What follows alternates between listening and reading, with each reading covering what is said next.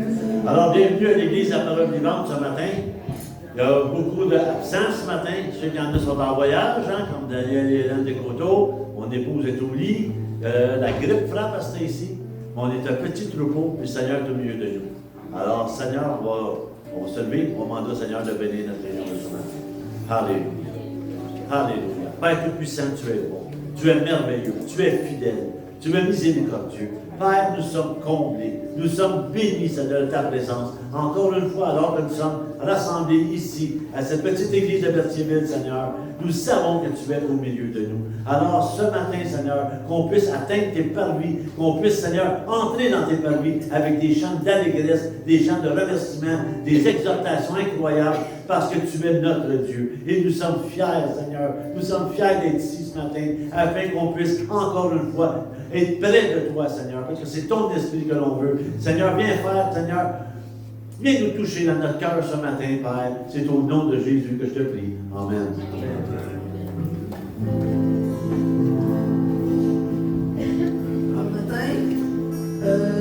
Un peu de patience avec nous ce matin. Désolé, c'est que j'ai choisi les chants juste tantôt, je l'ai su.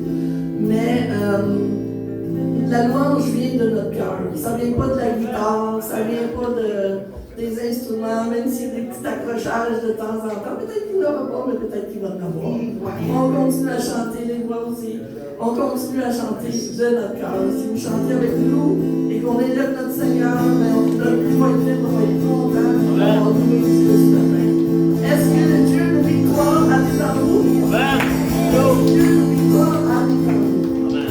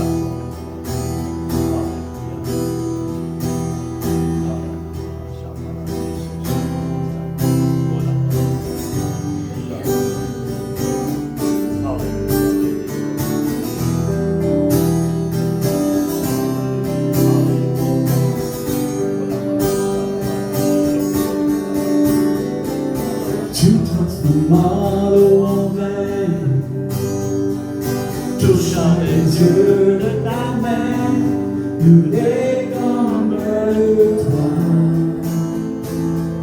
comme toi.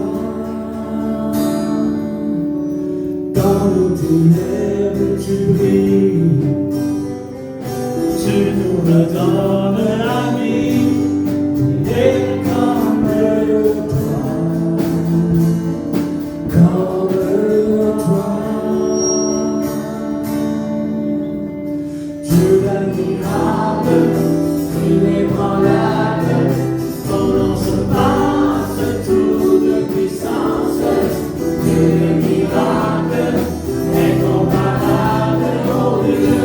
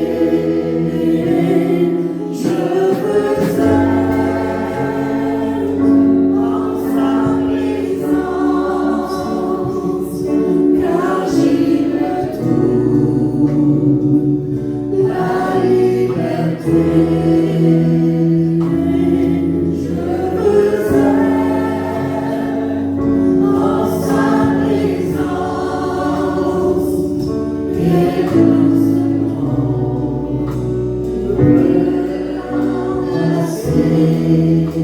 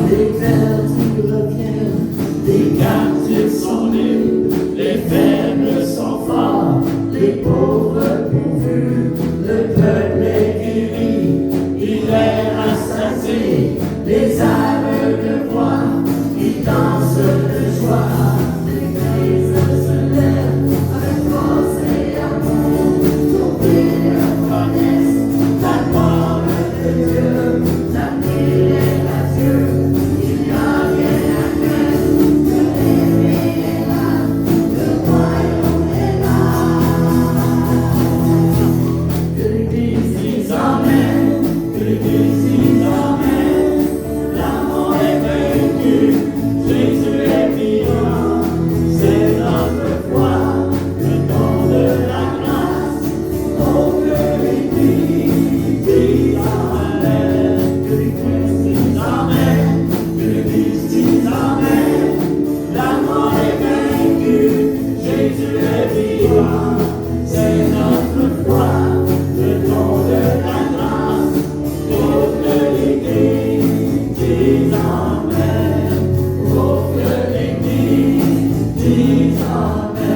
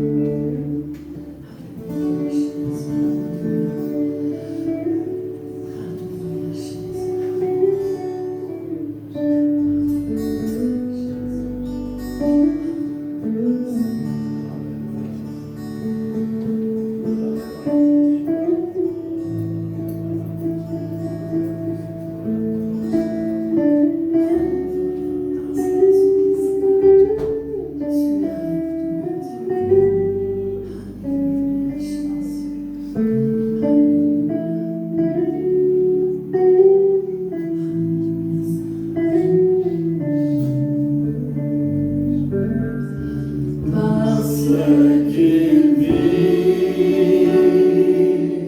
je n'ai rien à craindre, mes lendemains sont assurés entre ses mains, il tient ma vie.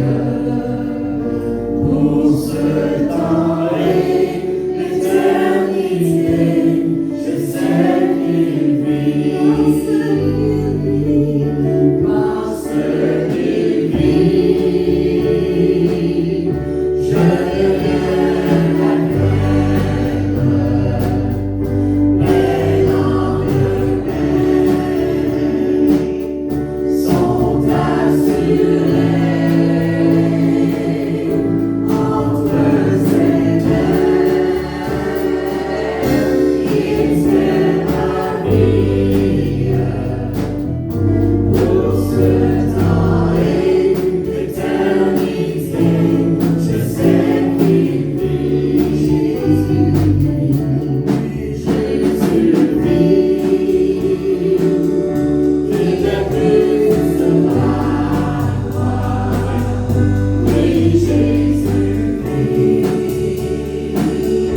J'entends sa voix.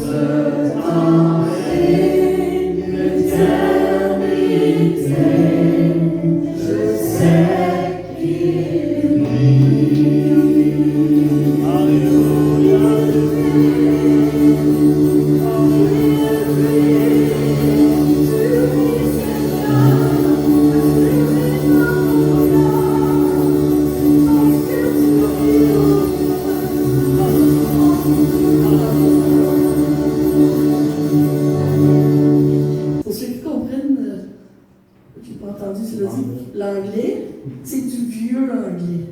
C'est très vieux. Donc, au début, ça dit « In fancy, I stood by the shore ».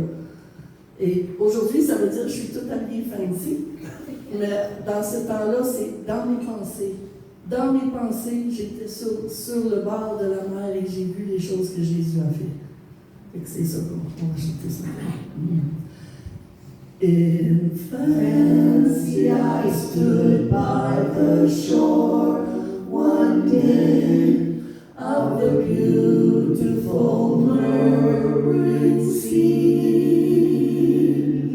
I saw the great crowds as they thronged their way to the stranger of Galilee. I saw how a man who was blind from birth in a moment was made to see. The lame were made whole by the matchless skill of the stranger of Galilee.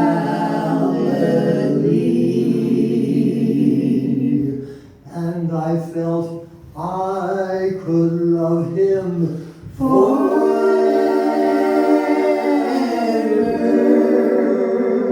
So gracious and tender was he.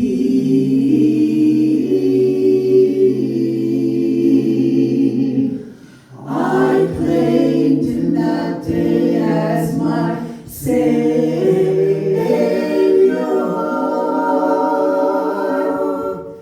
this stranger of Galilee.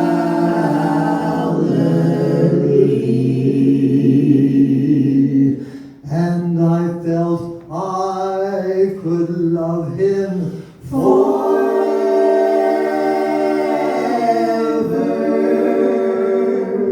So gracious and tender was he.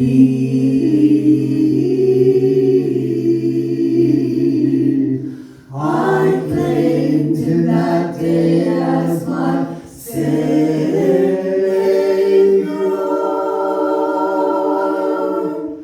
this stranger of Galilee.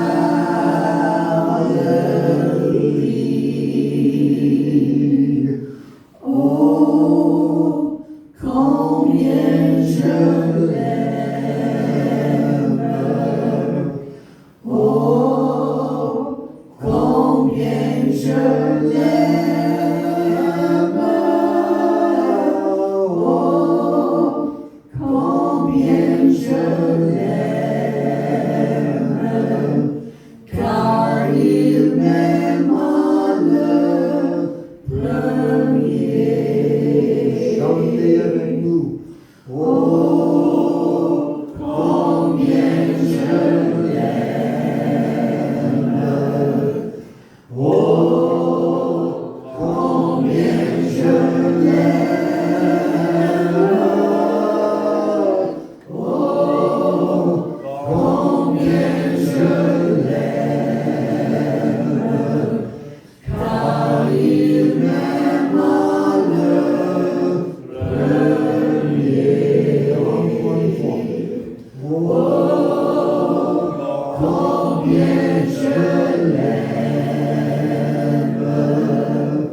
Oh, combien je l'aime.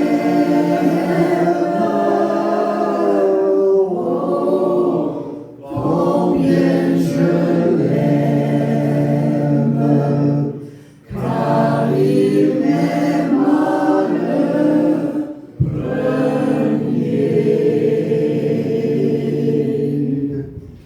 Vous connaissez ce passage d'Écriture-là, Matthew 28?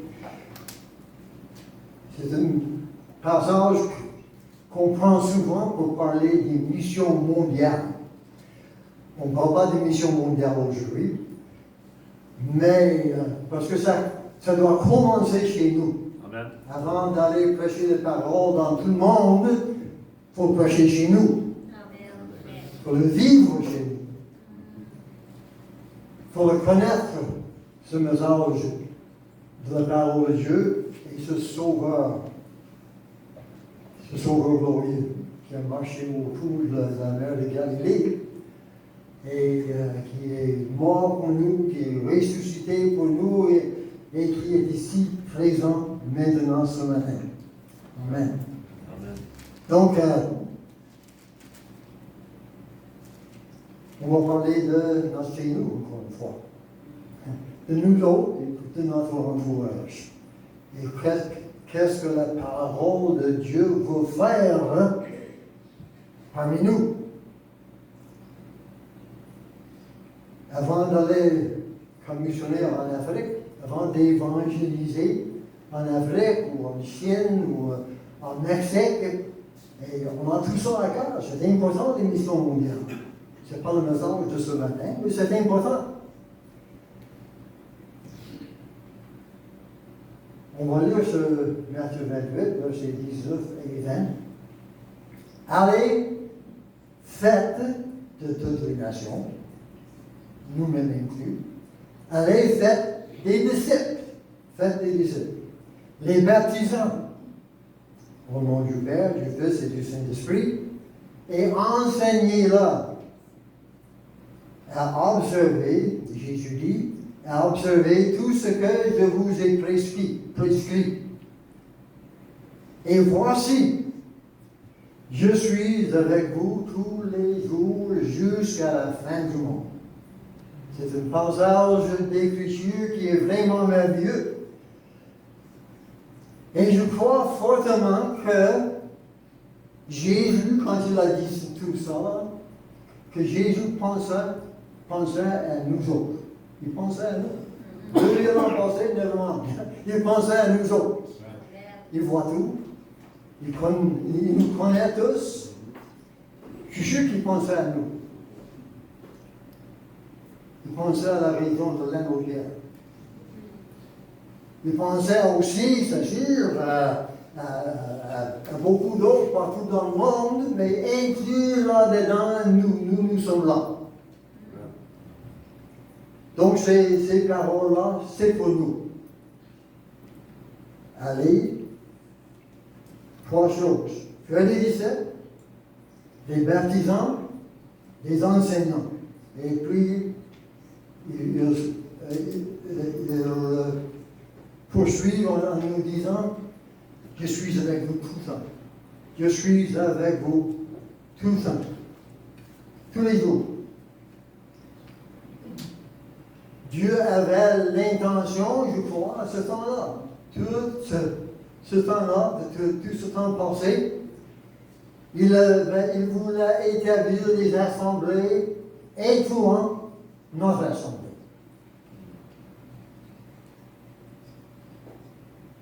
Pour qu'on fait des disciples, pour qu'on les baptise, pour qu'on les enseigne. C'est notre responsabilité comme assemblée. Jésus l'a dit. En nous assurant qu'il est avec nous tous les jours. Ok, on commence par faire des disciples. Faites des disciples, Jésus l'a dit. C'est Jésus lui-même qui nous dit, et ça me fait penser à beaucoup d'autres choses que Jésus a dit, mais pas vraiment d'autres choses. Il a dit la même chose avec d'autres paroles. Pêcheur d'hommes. Vous connaissez cette phrase biblique-là? Oui. Pêcheur d'hommes. C'est Jésus qui a dit, on va le voir. Pêcheur d'hommes. Dans Luc chapitre 5, on peut le lire là. Mais dans ce chapitre-là, Simon-Pierre et d'autres disciples étaient là dans une barque, dans un bateau de pêche, et sur la mer de Galilée. Et Jésus a parlé à Simon-Pierre. Dans Luc chapitre 5 et verset 10. Oui. Alors Jésus dit à Simon-Pierre, ne crains point, désormais tu seras pêcheur d'hommes. Tu seras pêcheur d'hommes. Et ayant ramené les barques à terre, ils laissèrent tout et le suivirent. Cette phrase-là, tu seras pêcheur d'hommes, qu'il a dit à Pierre, ça a vraiment bouleversé tous ces hommes-là, apparemment, assez qu'ils ont tout laissé pour suivre Jésus. Donc, c'est une priorité pour Pierre et pour les disciples qui étaient là avec Jésus. Je pense que ça doit être une priorité pour nous tous, n'est-ce pas? Une priorité de faire quoi? D'être pêcheur d'hommes. De faire des disciples. Les emmener à Jésus, les conduire à Jésus. Je vous pose une question. Êtes-vous allé à la pêche dernièrement? Quand je le dis, je pose la question à moi-même aussi. Sommes-nous allés à la pêche dernièrement? Pêcheur d'hommes, Jésus dit. Si Dieu l'a dit à Pierre, il le dit sûrement à chacun de nous. C'est en singulier, toi Pierre, tu seras pêcheur d'hommes, mais il le dit aussi individuellement à chacun de nous. Tu seras pêcheur d'hommes. Tu seras pêcheur d'hommes. Eux autres, ils ont pris assez sérieusement qu'ils ont tout laissé pour suivre Jésus. Ils ont tout laissé. Pouvons-nous faire la même chose? C'est une priorité pour nous d'être pêcheurs d'hommes. De diriger, de conduire les autres à Jésus, afin qu'ils le reçoivent et qu'ils deviennent eux aussi disciples de Jésus. J'ai une autre image ici que je vais vous montrer. C'est pas comme ça que nous sommes pêcheurs d'hommes. C'est pas comme ça. Il faut prendre un peu plus sérieusement que ça. Je pense que ce bonhomme-là, il espère que les poissons ne mordent pas. Il ne veut pas en prendre. Mais nous, comme pêcheurs d'hommes, on veut en prendre. On ne veut pas juste dire un petit mot pour dire, OK, j'ai fait mon devoir, OK, c'est fait, j'oublie ça maintenant. Non, on veut que ces personnes à qui on présente l'Évangile, on veut qu'ils soient sauvés. Puis on va poursuivre jusqu'à là pour qu'ils soient sauvés. Jésus nous dit, faites des disciples. Sois pêcheurs d'hommes. Lors de notre premier voyage en Israël, Gail et moi, nous sommes allés à la mer Morte. On est allés aussi à la mer de Galilée, mais on est allés à la mer Morte. Notre guide, il s'appelle Dan, donc notre guide Dan, nous a parlé d'un voyage précédent, son voyage de lui précédent avec d'autres touristes. Et ils sont allés à la mer Morte. Comme nous, on était à la mer Morte, mais il nous parlait d'un voyage précédent. Et il dit qu'il y avait un homme qu'ils ont vu, un homme qui faisait de la pêche dans la mer Morte. Bon, ils ont vu ça. Et un des touristes qui était avec lui à ce temps-là, il a dit à ce pêcheur-là, il a dit, mais qu'est-ce que tu fais là? Après de faire la pêche, qu'est-ce que tu fais là? Il n'y a pas de poisson dans la mer Morte. Puis le pêcheur répond à ce touriste-là, il dit, oh oui, il y en a. Paye-moi 10 pièces et je vais te montrer qu'il y en a. Ah, il est assez curieux, il a payé les 10 pièces. Selon ce que Dan nous a conté, il a payé les 10 pièces, puis le pêcheur il a dit, assis-toi là à côté de moi. Attends un peu. Il s'assit là, pendant que le pêcheur il fait la pêche. Après quelques minutes, le touriste regarde autour de lui, mais il dit, hey, je ne vois aucun poisson sur la plage. Je n'ai absolument rien pris jusqu'à là. Aujourd'hui, je n'ai rien pris. Ah oui, il a répondu. J'en ai pris. C'est aujourd'hui le 1er avril, mais c'est toi le 3e.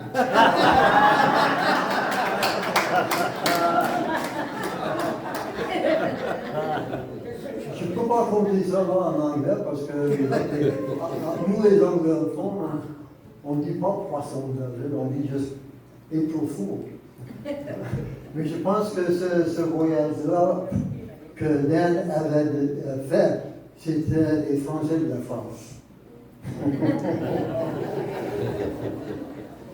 Mais vous comprenez l'idée, pourquoi que je vous conseille, pour vous faire rire, c'est sûr, mais je compte cela pour une autre raison, pour nous dire que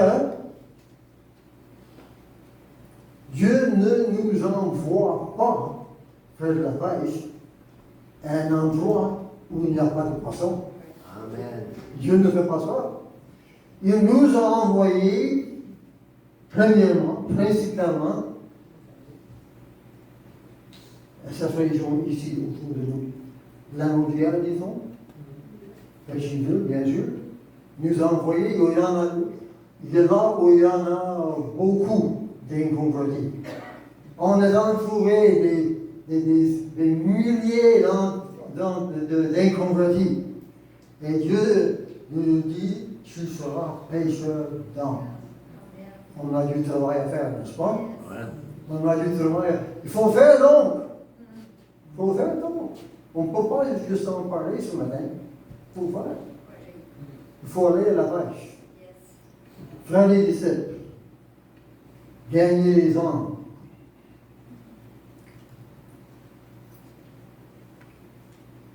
Deux autres versets, on ne l'a pas sur l'écran, mais juste pour vous montrer, dans Matthieu 4, 19 et aussi dans Marc 1, 17, Jésus a dit, suivez-moi en pluriel.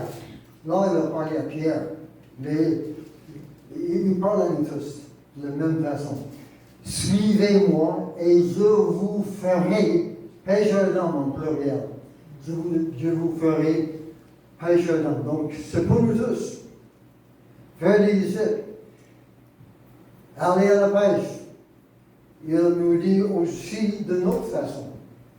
Il dit aller à la pêche, il dit aussi que nous sommes ambassadeurs pour Christ. Ambassadeurs pour Christ. Qu'est-ce qu'un ambassadeur pour Christ fait? Qu'est-ce qu'on doit faire comme ambassadeur pour Christ? Mais on doit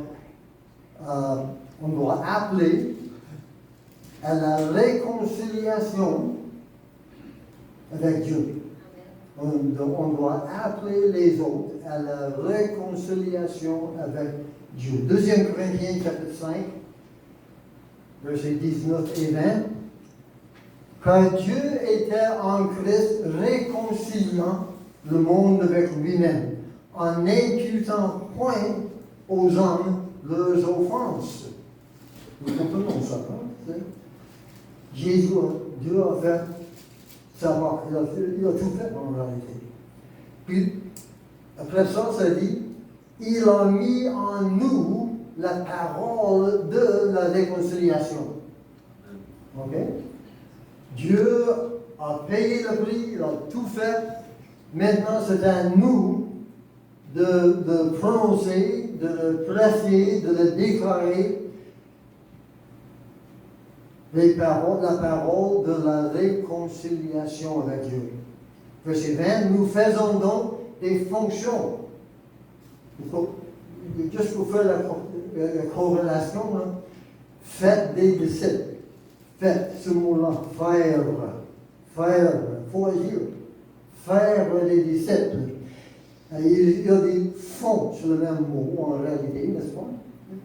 Je connais le français assez pour ça, même si je casse le français. Hein, mais fonds, c'est le même mot, faire, fonds, des fonctions. Comme ambassadeur pour plus, il y a des fonctions reliées à cela. Des fonctions. Il faut faire des fonctions, il faut agir. On en parle ce matin. Et nous avons en parlé souvent dans le passé. Avec Fernand, avec Pasteur Robert, nous en avons parlé souvent. Et nous avons agi, mais je pense que Dieu veut qu'on agisse encore plus. Il faut gagner les hommes. Il faut témoigner. Il faut en parler. Avons-nous des voisins qui n'ont jamais entendu de notre bouche le message de l'Évangile? En avons-nous comme ça? Ça nous fait réfléchir, n'est-ce pas? Nous faisons donc les fonctions d'ambassadeur pour Christ, comme si Dieu exhortait par nous. Ça, c'est fort. Comme si Dieu exhortait par nous. Quand on parle à quelqu'un de l'Évangile, c'est comme si Dieu exhortait par nous. Dieu fait ce miracle en nous. Il exhorte. Lui-même, Dieu exhorte les autres à travers nous. Comme si Dieu exhortait par nous. Nous vous en supplions. Ça, c'est un mot fort aussi. Supplions. C'est comme ça qu'on doit partager l'Évangile. Supplier. Supplions au nom du Christ. Soyez réconciliés avec Dieu. Celui qui n'a point connu le péché, Jésus, l'a fait devenir péché pour nous, afin que nous devenions en lui justice de Dieu. C'est le miracle que Dieu fait, puis il veut le faire, il veut l'accomplir en beaucoup d'autres, et c'est à nous de partager la parole, de présenter la vérité de la parole de Dieu. Je prêche moi-même autant qu'un homme prodigue. Je dois vous dire, en préparant de ce message aujourd'hui, je ne peux pas dire exactement vous dire qu'est-ce que ça fait en moi. Est-ce que je suis allé à la page dernièrement? Est-ce que je suis allé à la page dernièrement? Je veux y aller beaucoup plus. Je veux y aller beaucoup plus. Vous aussi? On veut aller beaucoup plus. Dieu a tout fait pour sauver, pour nous sauver. C'est à nous maintenant de les supplier. Et quand on le fait, c'est comme si Dieu lui-même exhortait par nous. Dieu nous fait cette promesse-là. C'est comme si Dieu lui-même exhortait par nous. Ambassadeur pour Christ. Nous faisons des fonctions d'ambassadeur. On doit supplier aux autres de venir à Jésus. Quelqu'un veut dire peut-être, mais moi je ne suis pas un beau parlant. Moi je ne sais pas parler. Je suis timide par nature. On donne toutes sortes d'excuses comme ça, des fois, n'est-ce pas? Mais ça fait rien. Même si on balbute, même si on a la misère à parler, même si on casse le français, fait rien parce que c'est Dieu qui exhorte par nous. Et malgré notre faiblesse, Dieu parle. Dieu parle. Nous pouvons être gagnés l'âme. Nous pouvons le faire. Nous pouvons le faire. Cette personne-là, à qui vous pensez, cette personne qui semble tellement éloignée de Dieu, il ne va rien savoir, Dieu peut toucher son cœur. Même en balbutiant. Même si vous avez la misère à parler, vous pouvez toucher son cœur parce que c'est Dieu qui exhorte par nous. C'est la parole de Dieu, n'est-ce pas? Vous êtes d'accord avec moi? Hein? Un petit verset, on ne l'a pas sur l'écran, mais un petit verset dans les Proverbes. On peut trouver un verset dans le Proverbe au sujet de n'importe quoi. Tout est là. Et dans le Proverbe, chapitre 11, chapitre 11, verset 30, la fruit que porte le juste est un arbre de vie. Et ça continue à dire, et le sage gagne des âmes. Le sage gagne des âmes. Ok. Faites des disciples. Dans notre texte, intéressant, ça dit les baptisants. Les baptisants. On va en parler. C'est le texte. Je crois que Dieu m'a dirigé là par son esprit à ce texte-là. Donc ça dit les baptisants. Le baptême dans l'eau est un engagement devant Dieu et devant les hommes. C'est un engagement devant Dieu et devant les hommes. Public. Ce n'est pas une option. Ce n'est pas optionnel. C'est la parole de Dieu qui dit faire des disciples et tout de suite après, les baptisants. Ça va de pair. Les deux choses vont ensemble. Les baptisants. C'est important. Ce n'est pas le baptême dans l'eau qui sauve. Il faut que ça soit clair. Ce n'est pas le baptême des eaux. Le baptême dans l'eau qui sauve. Quand quelqu'un est nouvellement sauvé, par après, parce qu'il est déjà sauvé, par après, il devrait être baptisé dans l'eau. C'est le même qui dit. Les baptisants. Quand on a conduit quelqu'un à accepter Jésus, à recevoir Jésus, à recevoir le pardon des péchés, le péché d'être né de nouveau, on va après ça le conduire jusqu'au baptême dans l'eau aussi. Il est déjà sauvé, qu'il soit baptisé dans l'eau. C'est la parole de Dieu qui dit. Je pense que c'est important. On doit s'en rappeler. Je sais que vous êtes bien au courant et vous savez bien ce que je vous dis ce matin. Ce n'est pas nouveau pour vous. Mais c'est bien qu'on s'en rappelle. On s'en rappelle parce que c'est important.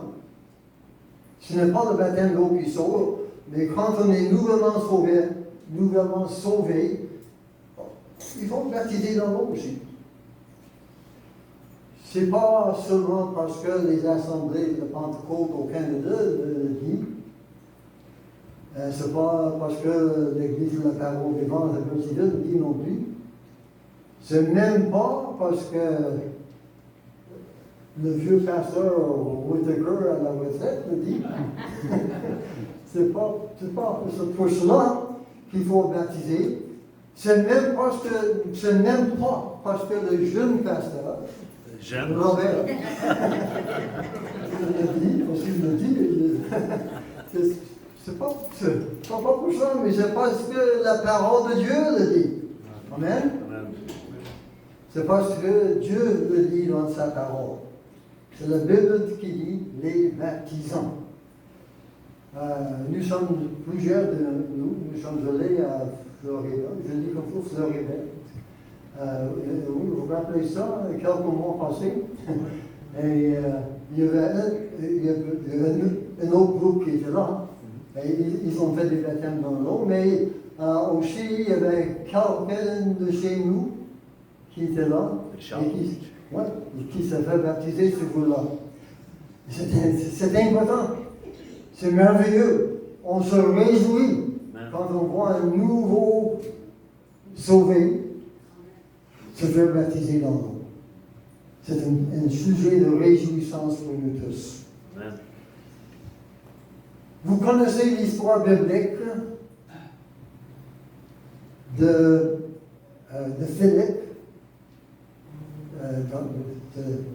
Dans la Bible, Philippe a rencontré c'est plus miraculeux que ça, mais on ne va pas dans les détails de tout ça ce matin. Mais Philippe a rencontré un homme que la Bible appelle l'eunuque.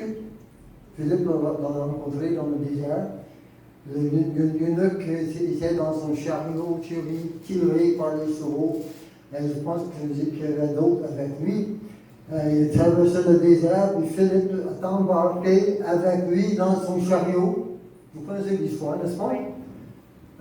Philippe a embarqué avec cet homme-là, et il a commencé à lui témoigner, à lui parler de l'Évangile. Est-ce que nous, on fait ça? Quand on rencontre quelqu'un quelque part, est-ce qu'on pense à ça? Et c'est une occasion de présenter l'Évangile. C'est ce que Philippe a fait. Il lui compte le message de l'Évangile. Et cet homme-là, il a cru. Il a accepté Jésus. Et il était né de nouveau. Évidemment, pendant que Philippe est lui dans son chariot tiré par les chevaux, il traverse le désert, on peut accepter Jésus n'importe où. Ce n'est pas seulement dans l'église. On peut accepter Jésus n'importe où. Si on peut entendre le témoignage de vous tous, quelques-uns de vous, je suis sûr, étaient nés de nouveau dans différentes sortes d'endroits, peut-être assimilés à la maison, chez vous, je ne sais pas.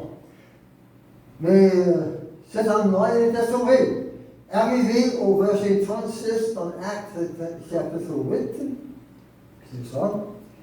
Comme il continuait le chemin, Philippe, dans le chariot, avec cet homme l'eunuque, comme il continuait le chemin, il rencontrait de l'eau, un petit lac ou quelque chose comme ça. Il rencontrait de l'eau.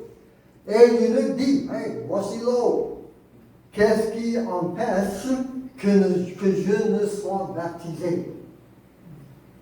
Philippe dit, si tu crois de tout ton cœur, cela est passé. Si tu crois de tout ton cœur. L'eunuque répondit, je crois que Jésus est le Fils de Dieu. Quel témoignage! Il vient juste d'accepter Jésus. Il est convaincu. Il a le témoignage de l'Esprit en lui. Je sais que Jésus est le Fils de Dieu. C'est lui qui a donné sa vie pour moi. Je crois en lui. Donc, il fit arrêter le char. Ce n'est pas un Cadillac. C'est un chariot tiré par les chevaux. Sûrement, il y avait d'autres personnes qui voyageaient avec cet homme-là. Il fit arrêter le char. Philippe et l'eunuque descendirent tous deux dans l'eau.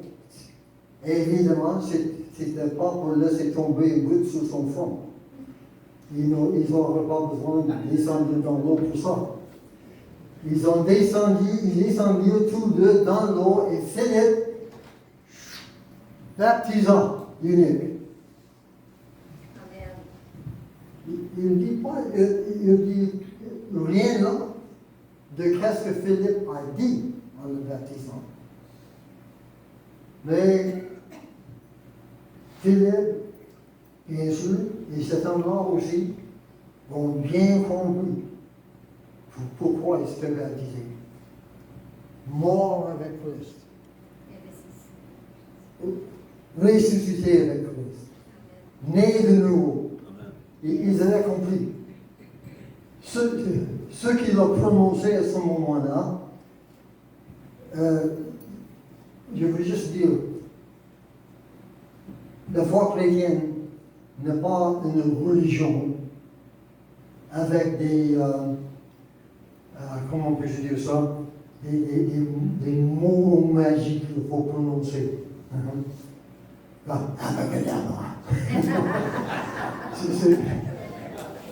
La foi chrétienne, c'est pas ça. C'est de croire du cœur. Quand on croit du cœur, qu'on est né de nouveau, puis on est en communion avec Dieu, c'est ça qui est important, que certains lesquels, Philippe le savait, l'homme l'a témoigné, puis il était baptisé. Philippe a sûrement prononcé quelques paroles quelconques, mais il dit rien ici. Si c'était important, ça serait écrit là. Je pense que c'est important de le lire. Parce que je vais vous conter ça. Ce n'est pas dans mes notes, mais je vous le compte quand même. Dans une autre église où on était loin d'ici, dans le passé, il y avait quelqu'un qui était arrivé dans notre assemblée qui était déjà dans une autre assemblée avant ça. Il était déjà sauvé, déjà né de nouveau, déjà baptisé aussi. Mais il avait l'idée qu'il faut baptiser de nouveau. Quand on est baptisé, on est baptisé. Parce que dans l'autre église où il était, il fallait que le baptiseur prononce des bonnes paroles en le baptisant. Maintenant, dans une autre église, il voulait baptiser de nouveau parce qu'il n'était pas sûr qu'on avait prononcé des bonnes paroles. Il y a des églises qui pensent comme ça, mais je ne suis pas d'accord avec ça. On n'a pas de formule magique qu'il faut prononcer. Quand on est né de nouveau, quand on a reçu Jésus, on est pardonné de tout péché, on a ressuscité avec Christ, on est place avec lui dans le ciel. Baptise-le. Moi j'étais baptisé à 14 ans, je me rappelle bien le jour. C'est important de baptiser dans l'eau, c'est un engagement avec Dieu.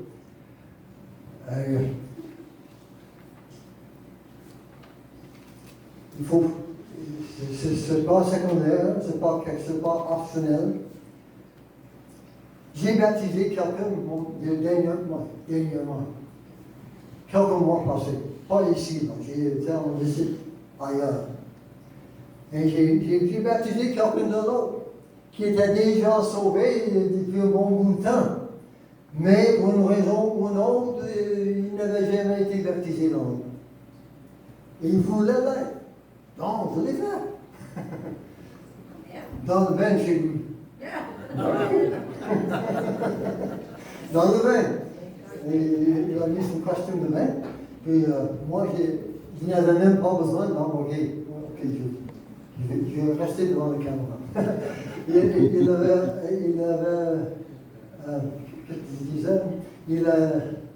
avait enfin, moi, je n'avais même pas besoin d'embarquer dans l'eau. Moi, j'étais à côté, lui, il était dans le bain. Après son témoignage, après la prière, on a baptisé dans l'eau. J'en ai baptisé dans le cégep à Joliette, quand j'étais pasteur à Joliette. On en a baptisé dans la piscine du cégep. On a loué la piscine du cégep. Une couple de personnes ici étaient là, et c'est bon. Oui, François, il est là. Oui, tu n'es pas baptisé là, par exemple. Mais on a baptisé, si je me rappelle bien, 17 personnes, la première fois que nous sommes allés au cégep. On serait dans la même piscine, après ça aussi, puis dans une autre piscine à Joliette, la maison Saint-Joseph, on avait loué la piscine aussi, pour faire des baptêmes dans l'eau. On a allé dans le lac des Foncins, et dans d'autres lacs dans la région aussi. C'est important que les nouveaux convertis soient baptisés dans l'eau. C'est un engagement public devant Dieu et devant les hommes. Donc, je l'avais fait. Juste quelques mois passés avec cette personne-là, en Ontario. Et il est baptisé. C'était notre petit-fils. Notre petit-fils, oui. Oui, c'est ça, c'est lui. Il s'appelle comment? Il y en a trop. Ok. C'est ça. Alors, j'ai déjà pas oublié. C'est pour vous faire parler. Il n'a pas de formule magique, mais ça prend la foi en Jésus et ce qu'il a accompli pour nous. Ok, le temps passe, un mot biblique que je trouve semblable à l'idée d'enseigner la parole. Le mot édifier, je vais expliquer. Le mot édifier, je crois, implique clairement l'enseignement. Donc, on va lire dans Éphésiens chapitre 2, versets 20 jusqu'à 22. Vous avez été édifiés sur le fondement des apôtres et des prophètes, donc l'Ancien Testament, le Nouveau Testament, toute la Bible. Vous avez été édifiés sur le fondement des apôtres et des prophètes, Jésus-Christ lui-même étant la pierre angulaire. Mais l'enseignement est clairement impliqué dans ce passage-là. Édifié sur la parole de Dieu, Ancien Testament, Nouveau Testament, apôtres, prophètes, Jésus-Christ lui-même étant la pierre angulaire. Ça prend un peu d'enseignement pour comprendre cela. Vous êtes enseigné, donc vous savez ce que ça veut dire. Donc l'enseignement est clairement impliqué. Le verset suivant, en lui, en Jésus, tout l'édifice, en parlant de l'Église de Jésus-Christ, tout l'édifice bien coordonné s'élève pour être un temple saint dans le Seigneur. En lui, vous êtes aussi édifiés pour être une habitation de Dieu en esprit. J'aime ces paroles-là. Et je vois là une image de l'enseignement chrétien. C'est ça que l'enseignement chrétien va faire dans notre vie. Nous édifier, en lui, fonder, comme nous l'avons déjà dit, on va continuer, le temps passe, mais l'enseignement de la parole de Dieu est quelque chose d'édifiant.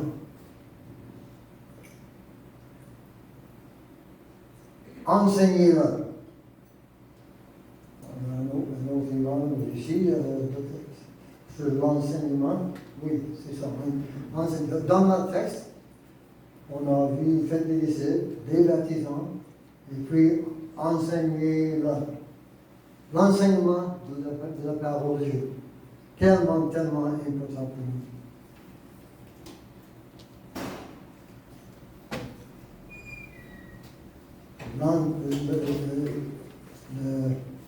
L'édification qui se fait par l'enseignement.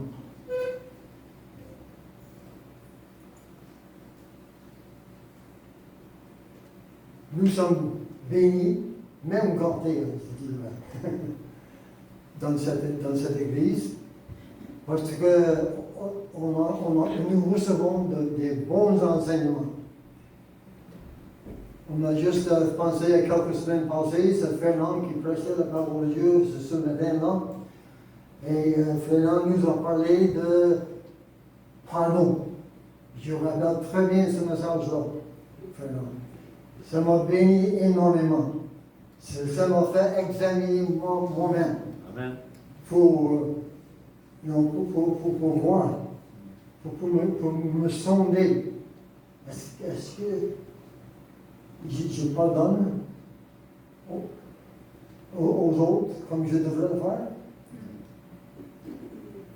Pardon, c'est tellement important. On a reçu un très bon enseignement à ce sujet-là. Et puis, notre pasteur principal, Robert, nous a enseigné dernièrement concernant les faux religions. Et c'est important qu'on comprenne ces choses-là. Il faut pour religion, on peut parler de témoins de Jéhovah, Mormons et beaucoup d'autres. Mais de façon que pas Fernand, mais que Pasteur Robert nous a enseigné ça, et c'était fait avec politesse, avec compréhension pour eux autres. Pour les autres. Mais on ne va pas tomber dans le piège. Et nous avons été avertis. C'est tellement important. Et dimanche passé, la prédication m'a vraiment béni. Ézéchiel, la vallée d'ossement desséché, nous connaissons tous ce passage d'écriture-là dans Ézéchiel. Ça me fait penser aussi à un chanteur américain qui fait une chant au sujet d'Ézéchiel Bone, les ossements desséchés d'Ézéchiel. Et peut-être vous aimeriez pas ce chant-là, moi je l'aime. Et le bass jouait fort, les drums, tous les instruments jouaient. Et Dieu dit à Ézéchiel dans le chant, dans la parole de Dieu aussi, mais dans le chant, Dieu dit à Ézéchiel, parle à ces ossements desséchés, parle-leur. Ézéchiel, je crois qu'il était hésitant, comme Pasteur Robert nous avait déjà dit. Et pourront-ils vivre ces eaux-là? Mais c'est toi qui sais ça, Seigneur. Je rappelle bien ça, quand Pasteur Robert nous en a parlé. Mais dans ce chant-là, Dieu dit à l'homme, parle à ces ossements desséchés.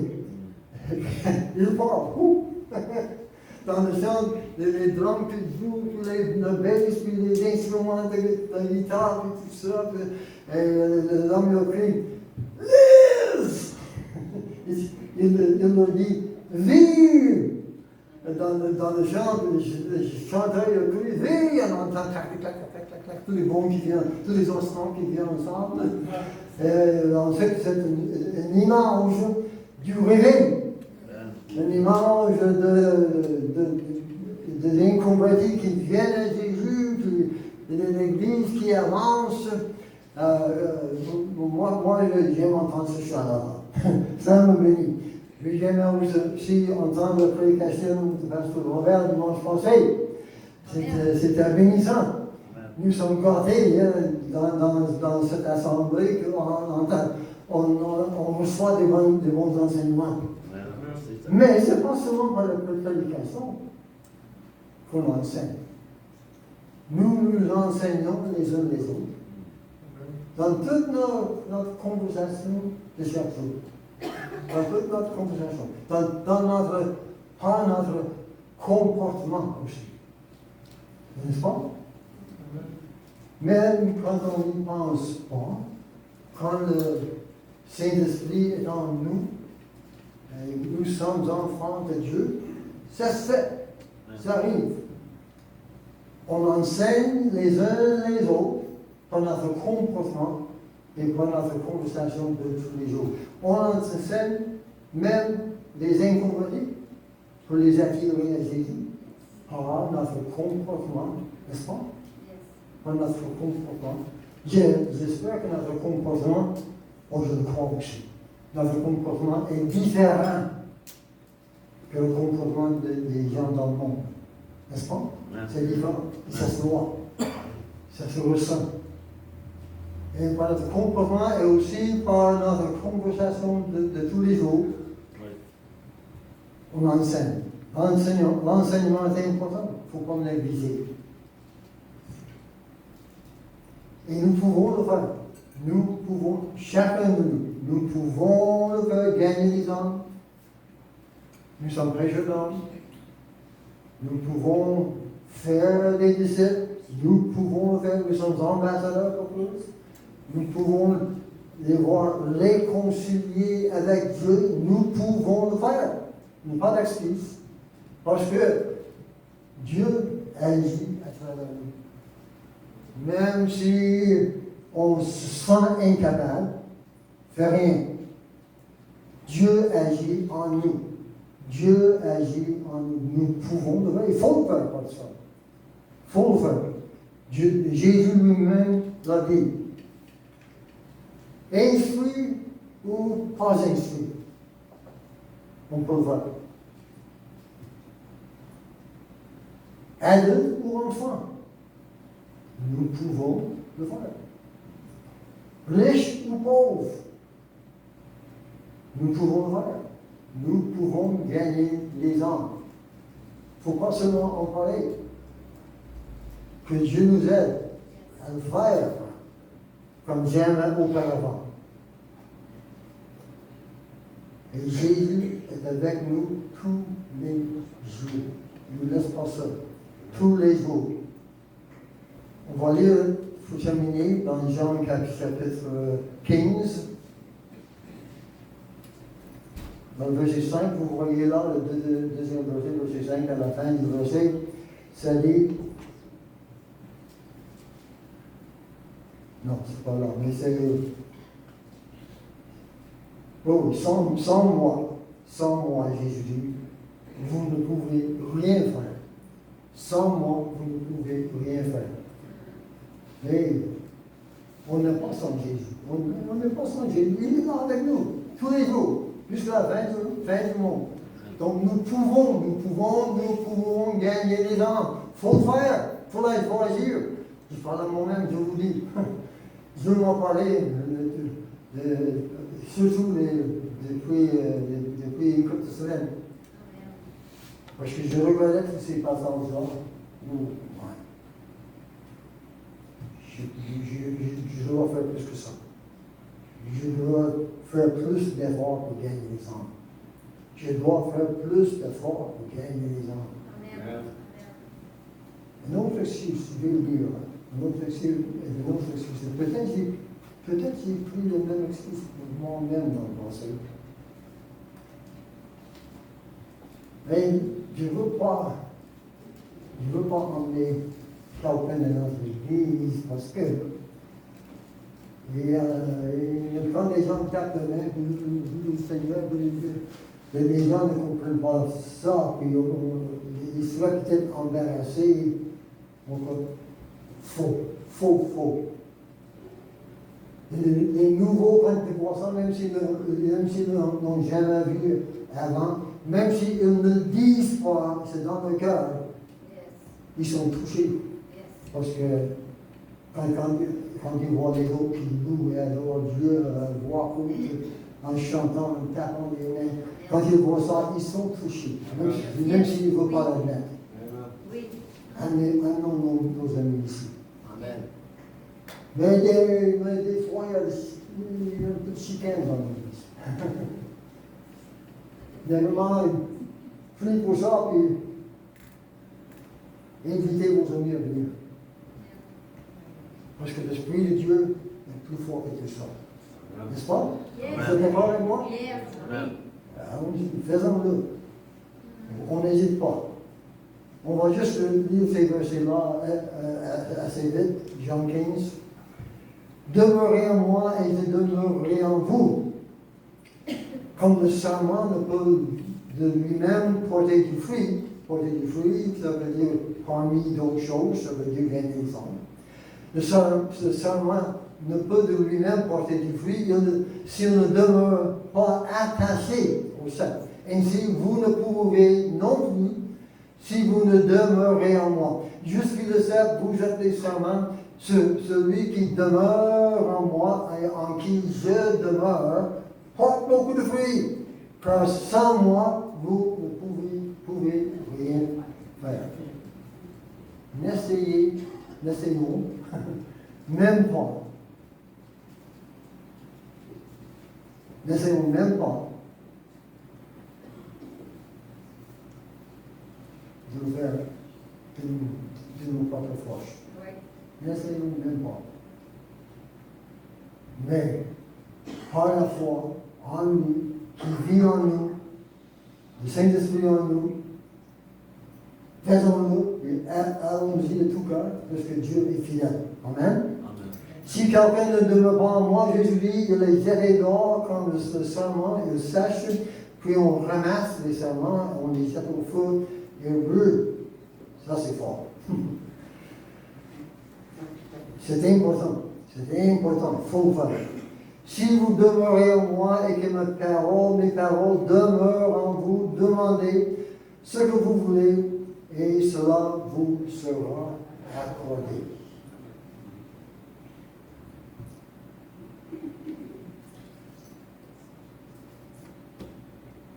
C'est ça le message que je laisse sur mon cœur pour ce matin. Nous devons demeurer en lui et en demeurant en lui, qui vit en nous. On peut voir, on peut gagner des hommes. On peut voir cette église ici avancer comme jamais. On peut voir cette église ici avancer comme jamais. Toutes ces places remplies.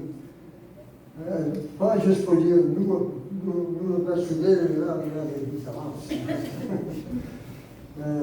Et pour que les âmes soient sauvées, pour que les âmes soient sauvées, ils ont absolument besoin de Jésus. Allons-nous les voir là, en sachant qu'ils sont perdus, puis laissez faire. Nous devons gagner les âmes. Je pense que dans cette année, nous pouvons voir les autres baptêmes dans l'eau parce qu'il y aurait d'autres âmes sauvées. Parce que nous allons témoigner comme jamais. Amen. Faisons-le. Gagnons les âmes. Présentez la parole de Dieu. C'est comme si Dieu exhortait par nous. C'est comme si Dieu exhortait par nous. Allons-y donc. On va prier.